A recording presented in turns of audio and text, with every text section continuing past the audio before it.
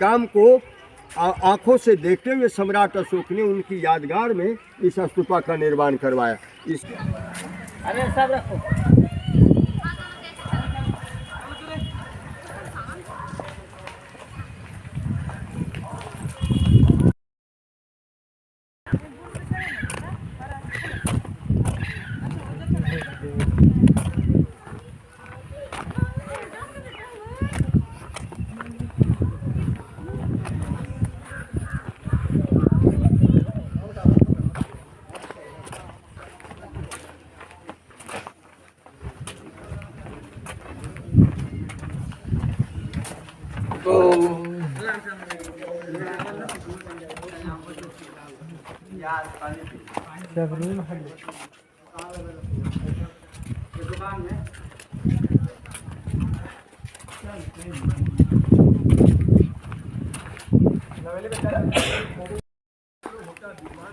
हमारे गुरु हैं, जानते हैं इसका मतलब क्या होता है।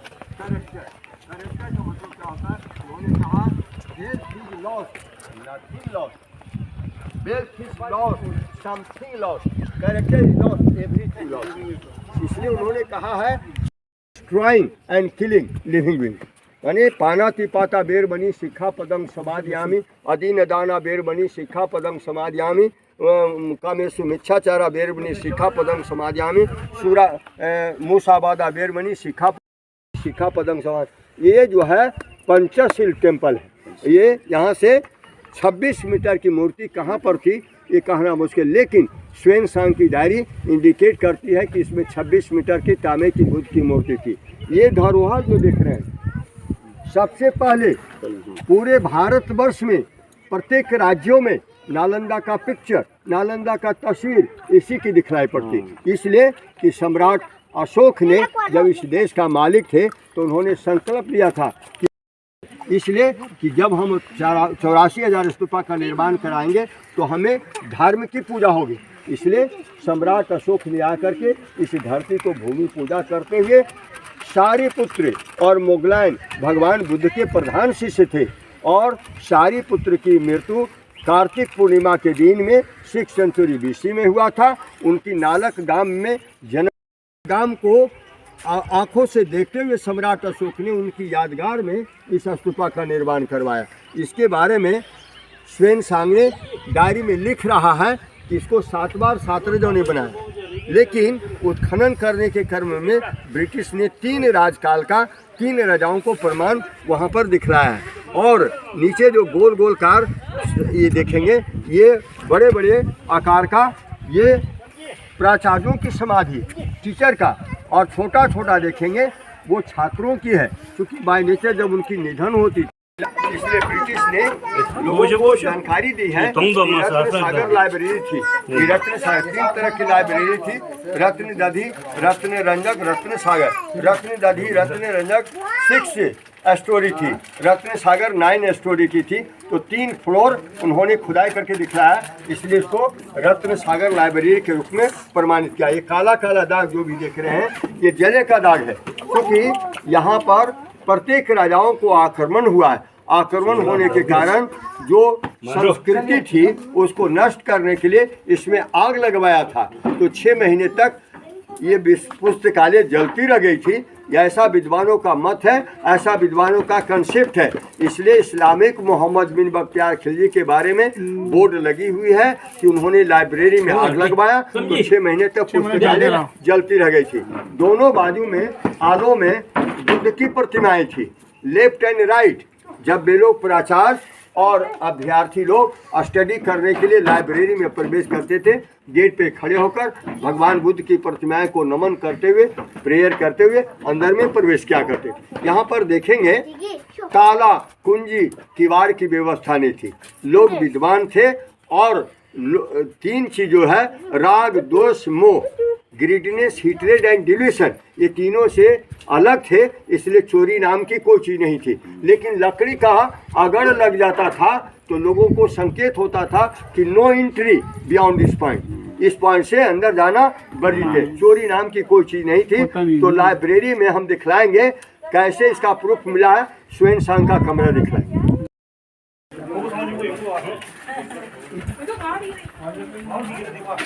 많이 돼도. 아, 그냥 기실라 해도. 아, 괴롭다, 계시라. 계시라고 들었어. 기실라 해도. 다. 괜찮아? 와, 맞지?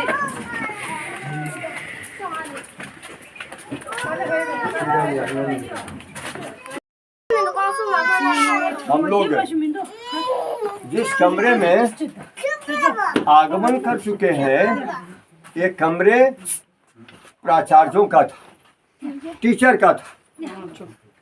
इसमें चाइना से 627 में चीनी यात्री पढ़ने के लिए श्वेनसांग का अराइवल हुआ था।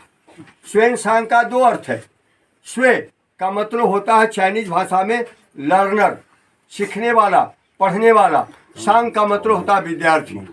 उनके वो हुनान प्रांत में उनको 600 एडी में जन्म हुआ था और 627 में वहाँ से डिपार्चर किया है। चाइना से 629 में उत्तरी भारत में इंटर किया है। 631 में बोध गया में भगवान बुद्ध की मंदिर को जाकर के पूजा पाठ किया है। फिर 631 में आकर के यहाँ पर एडमिशन हुआ और उन्होंने बचपन से 8 वर्ष की अवस्था से वो विपासना करते थे, मेडिटेशन करते थे। इसलिए इसमें विपासना का ये केंद्र बना हुआ है। ये बड़ा गेट था, अंदर में श्वेनसांग बैठते थे, विपासना क्या करते थे। उन्होंने कहा there are 2 identification in my living room. मेरे कमरे का 2 पहचान है।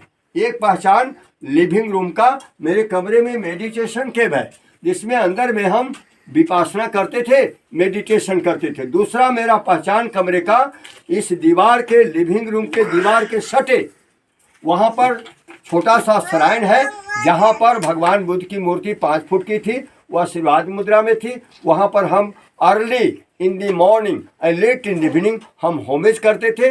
बुद्ध की प्रतिमाएं को हम पूजा करते थे। इसलिए वहाँ पर श्राइन में जो मिट्टी की मूर्ति थी बुद्ध की वो नष्ट हो गई है।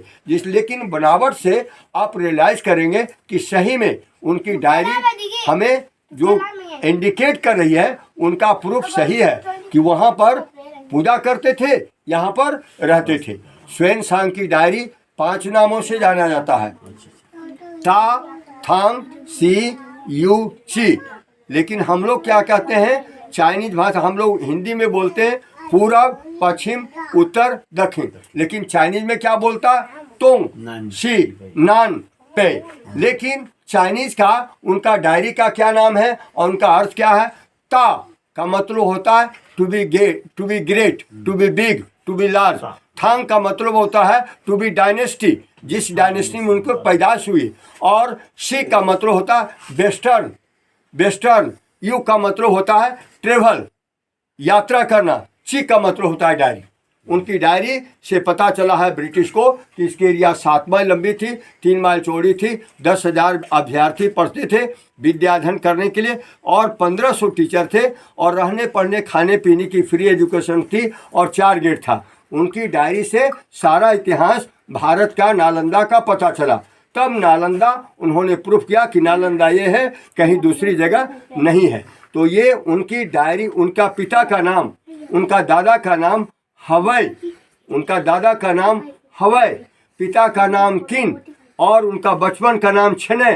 लेकिन जब माता पिता उनको एडमिशन कराने लगे स्कूल में तो उनका नाम चेंज करके उनका नाम रखा श्वेनसांग। इसकी बनावट से ये बेदी जो बना हुआ है, इस बेदी से पता चलता है कि इसमें सही में ये उनकी पूजा घर रहा होगा। इसमें भगवान बुद्ध की मूर्ति, खड़ी मूर्ति थी, आशीर्वाद मुद्रा में थी, पैर का दाग था। लेकिन हमारे देश से लोग आते हैं, भूटान हो, तिब्बत हो, उन लोगों ने मिट्टी की मूर्ति को खोज करके अपने घरों में पूजा पाठ करने के लिए ले गए हैं, इसलिए पैर का दाग नष्ट हो गया है।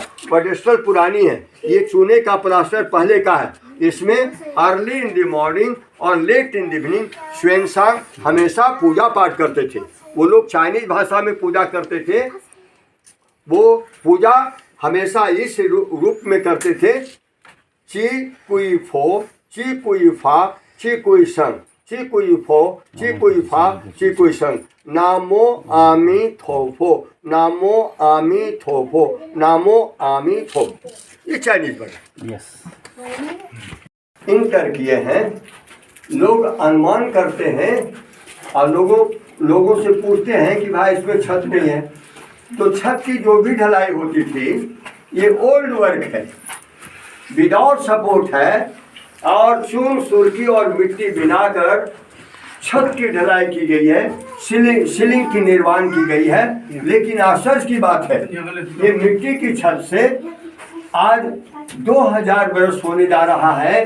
बारिश, गंभीर बारिश होती है बिहार में, उस बारिश का बूंद, एक भी बूंद इसमें लीकेज नहीं होता है। इसमें से विशाल मिट्टी का बर्तन मिला है और जला हुआ चावल जो मिला है वो संग्रहालय में रखा हुआ है।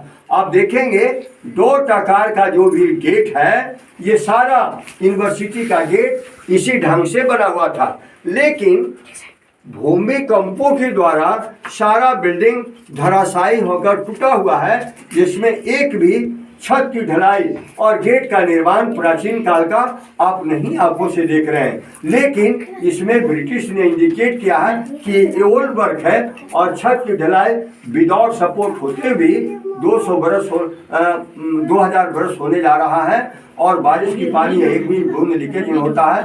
तो उन्होंने 1811 में पूरे भारतवर्ष में ब्रिटिश ने रेलवे का निर्माण कर रहे थे, तो रेलवे का जो भी ब्रिटिश समर में हाई ब्रिज बना हुआ है, इसी कंस्ट्रक्शन से उन्होंने रेलवे का ब्रिज बनाया है, जो कि आज भी भारतीय रेलवे तेज रफ्तार से उस हाई ब्रिज से क्रॉस होती है। तो विदाउट सपोर्ट होते हुए आज भी इतना स्ट्रॉन्ग है। की पिलर नहीं थी और आचार्यों को बैठने के लिए चेयर थी।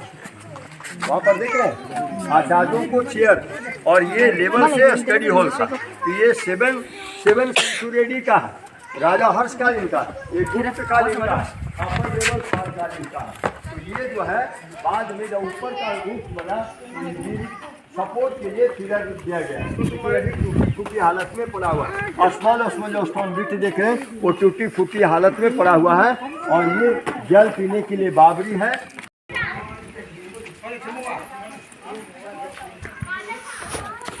ड्रिंकिंग बेल है, वो छोटा सा टेम्पल है जहाँ पर बुद्ध की प्रतिमाएं थी।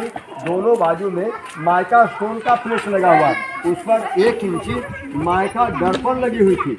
माइका दर्पण में तरह तरह का डिफरेंट कलर इंक्लूड किया हुआ था। जब सूरज की रोशनी सारा सन इमिट सारा दिन उस पर टच होता था, तो सूरज की रोशनी सन की इमिट को अपनी ओर ऑब्जर्व कर लेता था, प्रिजर्व कर लेता था। जब सारा दिन सूरज की रोशनी कंट्रोल करते हुए जब अंधेरी रात होती थी, डार्क नाइट में उस सारे दोनों दर्पणों से सूरज की रोशनी ऑब्जर्व किया हुआ ऑटोमेटिक रिफ्लेक्शन होते हुए सीधे प्रकाश अंदर की ओर बुद्ध की प्रतिमाएं पे, मंदिर में बुद्ध की प्रतिमाएं पे चेहरे पे पड़ती थी, जिससे उनकी मूर्ति देखने में मोस्ट ब्यूटीफुल की तरह दिखलाई पड़ती थी। वहाँ से जो बुद्ध की मूर्ति मिली है और नंबर 1 में रखा हुआ दर्पण इंक्लूड किया हुआ था। लेकिन सूरज की रोशनी सारा दिन वो टच कर लेता था और उसको ऑटोमेटिक रिफ्लेक्शन होकर बुद्ध की प्रतिमा पे चेहरे पे पड़ती थी। आज भी ये शाइनिंग हो रहा है दोनों बाजू, लेफ्ट एंड राइट। मतलब ये पत्थर से शाइनिंग हो के वहाँ पर रोशनी मिलता है। हाँ, ये इसी रोशनी, इसी जो सूरज की रोशनी ऑटोमेटिक रिफ्लेक्शन होकर रात्रि में बुद्ध की प्रतिमा पे चेहरे पे देख रहे हैं, शाइनिंग हो रहा है ना।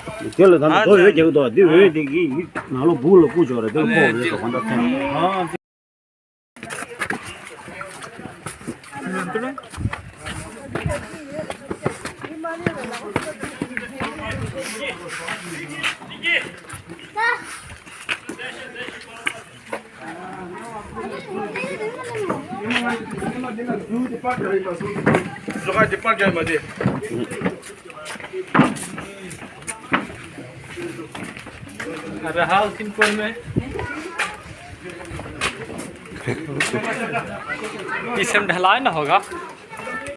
आज क्या कि बौद्ध धर्म एक ऐसा धर्म है जो पूरे भारत को ही नहीं पूरे विश्व का शांति प्रदान हो सकता है इसी के माध्यम से। इसलिए सारा प्रॉपर्टी उन्होंने बिल्डिंग को बनाने में खर्च किया है और धनुष आकार का चिन्ह लगा दिया है। वो प्रैक्टिकल हॉल था, वहाँ पर चूल्हे पर धातु को गलाते थे, धातु को गला करके तरह तरह की मूर्तियाँ बनाने के हाथों से कला सिखाई जाती थी। तो धातु की जो भी मूर्तियाँ मिला है संग्रहालय हॉल नंबर 3 में रखा हुआ है। यहाँ पर बुद्ध की मूर्तियाँ थी, यहाँ पर पूजा करते थे और विपासना करते थे। और चिन्ह कौन सा चिन्ह है ये वाला?